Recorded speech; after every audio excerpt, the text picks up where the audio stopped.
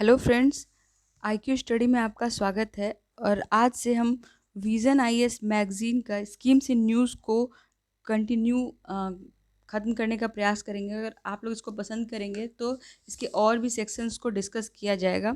Vision IAS में जो schemes in news होता है या फिर जो भी उसके सेक्शंस होते हैं वो सब बीपीएससी या बिहार दरोगा या और भी जो भी पीसीएस लेवल के एग्ज़ाम्स हैं उनके लिए बहुत इंपॉर्टेंट होते हैं। तो आज हम लोग देखते हैं स्कीम्स इन न्यूज़ जो दिसंबर मंथ में है।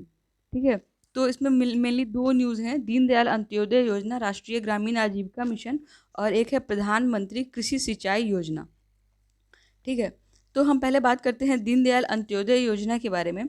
ये जो योजना है इसका मोटो है कि जो सेल्फ हेल्प ग्रुप हैं जो सत्यापित हैं उनको जनधन योजना से अगर वो जुड़े हुए हैं तो उनको 5,000 रुपये का ओवरड्राफ्ट का सुविधा प्रोवाइड करना।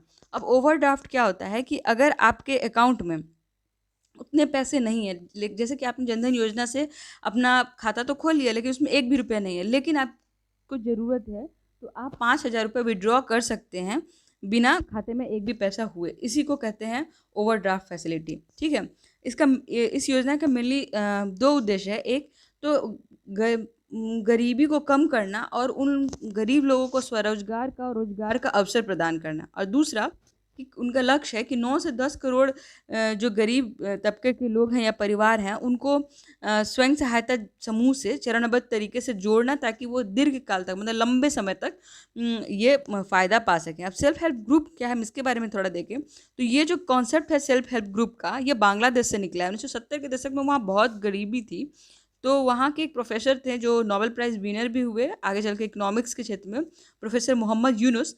उन्होंने सेल्फ हेल्प ग्रुप की एक अवधारणा दी और वो बांग्लादेश ग्रामीण बैंक के तहत उसको बहुत मोटिवेट भी किए, मतलब उनको सहायता भी प्रदान किए। ये मेनली आर्थिक सशक्तिकरण के लिए किया गया। और अगर हम भारत की बात करें तो भारत जो है इसको अडॉप्ट करता है आर्थिक उदारीकरण के टाइम पे, जो 1991 से 1992 के दौरान हुआ है। और इसमें नाबार्ड जो है वो बहुत इम्पोर्टेंट रोल प्ले करता है। और जो 9th पंचवर्षीय योजना है वो 1997 से 2002 के तहत उस समय सेल्फ हेल्प ग्रुप को बहुत बढ़ावा दिया गया और उसको का विकास किया गया। अगर हम योजना का विवरण देखते हैं तो हम पाते हैं कि ये ग्रामीण विकास मंत्रालय के द्वारा चलाया जाता है और ये एक केंद्र प्रायोजित योजना है।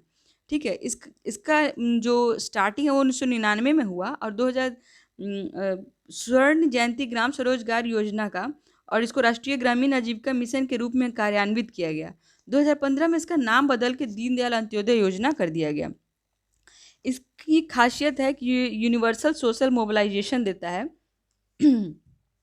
और निर्धनों की पहचान के लिए सहभागितापूर्ण दृष्टिकोण भी डेवलप करने में हेल्प करता है। सतत संसाधन के रूप में सामुदायिक निधि प्रदान करता है। वित्तीय समावेशन भी है इसमें, जैसे बैंक मित्र, बिजनेस कॉरेस्पॉन्डेंट और इस तरह का, और जो सेल्फ हेल्प ग्रुप हैं उनके लिए उत्प्रेरक पूंजी। यह सबसे पहली बड़ी बात है कि वित्तीय साक्षरता देता है। अच्छा, सेल्फ हेल्प ग्रुप का नंबर है ना, अक्सर 50 to 60 मेंबर्स का ये ग्रुप होता है। ये क्वेश्चन भी कई बार पूछा जा चुका है।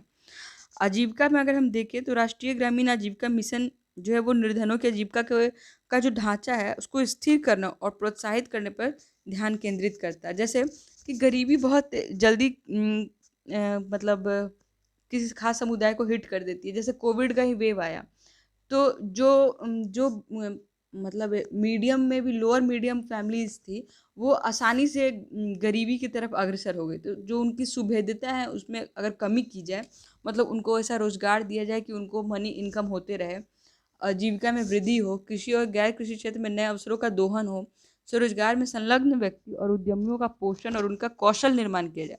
अच्छा, सुभेद्यता को कम करने के लिए कौशल निर्माण जो है उसका डायरेक्टली प्रोपोर्शनल है।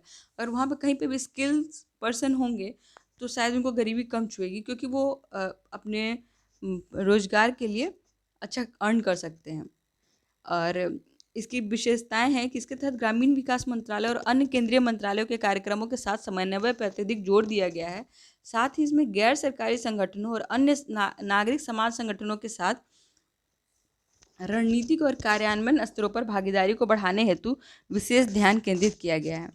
राष्ट्रीय ग्रामीण आजीविका परियोजना को कुछ खास तरीके से डिज़ाइन किया गया है, जैसे कि प्रूफ ऑफ कॉन्सेप्ट हेतु, केंद्र और राज्य के क्षमता निर्माण हेतु और केंद्र और संघ राज्य क्षेत्रों में राष्ट्रीय ग्रामीण आजीविका मिशन की शुरुआत को सुविधाजनक बनाने के लिए एक सक्षम वातावरण बनाने हेतु। इसका प्रमुख मूल्य है सभी प्रक्रियाओं में सर्वाधिक निर्धनों को शामिल करना और पारदर्शिता और जवाबदेहिता को बढ़ाना और हर स्टेप्स में जो स्वामित्व और महत्वपूर्ण भूमिका का सुनिश्चित करना। इसकी उपलब्धि अभी तक क्या रही है कि कुल 8.01 करोड़ महिलाओं को 73.19 लाख स्वयं सहायता समूहों के अंतर्गत शामिल किया गया है, जैसा कि इसका पहले ही उद्देश्य में बताया गया था। मौजूदा वर्ष में 248 ब्लॉक्स में 41.02 लाख परिवारों को 3.81 लाख स्वयं सहायता समूहों के अंतर्गत शामिल किया गया है। ठीक है। सामुदायिक संस्थानों के क्षमता निर्माण और उन्हें तकनीकी सहायता प्रदान करने के लिए लगभग 3.5 लाख समुदाय संसाधन व्यक्ति विकसित किए गए हैं। इस योजना के तहत 2013 से 21 तक स्वयं सहायता समूहों को कुल 4.35 लाख करोड़ रुपए के बैंक ऋण की सुविधा प्रदान की गई है। केवल 2.57 ऋण को ही गैर निष्पादित परिसंपत्तियों के रूप में चिन्हित किया गया है, जो राष्ट्रीय ग्रामीण आजीविका मिशन के तहत स्वयं सहायता समूह के सदस्यों में कर चुकाने की बेहतर संस्कृति को दर्शाती है।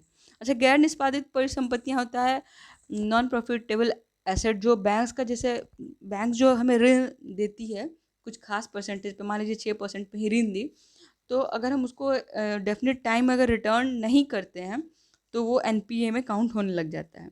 अच्छा, भारत की संस्कृति में ही शायद ऐसा है या ऐसा देखने को मिलता है ज़्यादातर कि जो ज़्यादा पैसे वाले लोग होते हैं वही पैसा लेके चले जाते हैं या भाग जाते हैं। अन्यथा जो गरीब तबके के लोग हैं, अगर वो ऋण लेते भी हैं बैंक से या किसी भी लैंड किसी भी इंसान से भी, तो उसको जल्दी ही वो वापस करने की कोशिश करते हैं। तो ये भारत के मूल में है, इसलिए हमें स्वयं सहायता समूह में भी दिखता है कि कर्ज चुकाने की बेहतर संस्कृति यहाँ मौजूद है। धन्यवाद। अगले स्कीम को मैं अगले वीडियो में बताती हूँ।